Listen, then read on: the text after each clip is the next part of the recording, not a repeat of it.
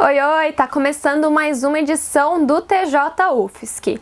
E hoje você confere: Anvisa recebe pedido de uso emergencial da vacina Covaxin, uma matéria sobre a possível tributação dos livros e também o 9º encontro de Física e Astronomia da Universidade Federal de Santa Catarina. Fica comigo que tudo isso é logo depois da vinheta.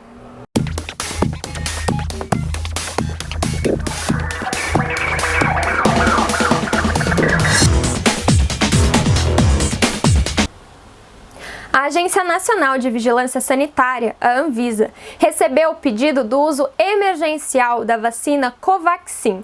O contrato deste imunizante está sendo investigado pela CPI da Covid devido aos elevados preços em sua negociação e à rápida conclusão do contrato. A solicitação veio da empresa Precisa Comercialização e Medicamentos e a Anvisa ainda não determinou o prazo de julgamento do pedido. De acordo com a agência, as primeiras 24 horas são para análise dos documentos enviados. Pelas normas da instituição, a avaliação pode durar até 7 dias, caso o desenvolvimento clínico da vacina seja realizado no Brasil, ou quando o parecer técnico emitido pela autoridade sanitária estrangeira compreende os padrões de eficácia, segurança e qualidade determinados pela Organização Mundial da Saúde ou pelo Conselho Internacional para a Harmonização de Requisitos Técnicos para Registros de Medicamentos de Uso Humano. Lembrando que a Covaxin não está entre as 6 vacinas com uso emergencial aprovado pela OMS. Bom, agora você confere os dados da Covid-19 em Santa Catarina. As informações são da Secretaria Estadual de Saúde. Desde o início da pandemia, foram registrados 1.050.864 casos confirmados de contágio. Do total, 1.013.911 estão recuperados e outros 20.129 são casos ativos. Foram registradas 16.824 mortes no estado. Até o momento, 35,49% da população catarinense já foi vacinada com a primeira dose. 11,22% já receberam a segunda dose da vacina. A PEC 45 de 2019, apresentada pelo Ministério da Economia, propõe uma reforma tributária. Se aprovada, essa reforma tributária pode impactar diretamente o preço dos livros, que são produtos isentos de impostos desde a Constituição de 1988, a nossa Constituição Cidadã em vigor até hoje. Essa situação da possível tributação dos livros é o que você confere na matéria de agora. Há mais de 70 anos, os livros são isentos de tributação. Quem defendeu essa ideia foi o escritor Jorge Amado, que na época era deputado federal. Agora, com a reforma tributária proposta pelo ministro da Economia, Paulo Guedes, esse cenário pode mudar. Caso aprovada, os livros serão taxados em 12%, já que a reforma propõe a integração das contribuições sociais, PIS e COFINS, na criação da CBS, a Contribuição Social sobre Operações com Bens e Serviços. Isso representaria um aumento no valor final do produto, dificultando ainda mais o acesso à leitura no país. Não se tribute o livro de forma nenhuma, esse é nosso mantra, essa é a nossa defesa, de todas as editoras e as entidades ligadas ao livro. Nós vamos defender até o último momento para manter como está, ele é isento. Porque se taxar qualquer taxação que se colocar, lá na ponta, quem vai pagar vai ser o consumidor final, vai ser o leitor. Um motivo usado pelo Ministério da Economia para justificar a taxação nos livros é que esse produto, abre aspas, é de elite, fecha aspas. Mas não é isso que apontam os estudos.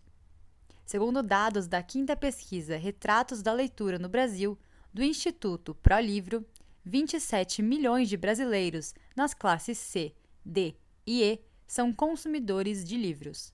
O governo tem que completar, sim, contemplar aqueles que não não podem ter os livros, como os livros que o governo compra por vários programas de compra do governo, o livro didático, livros para planos de leitura, né, PNLD literário que chega na mão dos alunos. Então, não é verdade que o livro é algo da elite, não. Eu acho que nós temos que lutar muito para fazer com que o livro não seja só de camadas sociais ou de classes sociais. O livro ele é de todo mundo, independente da sua classe social.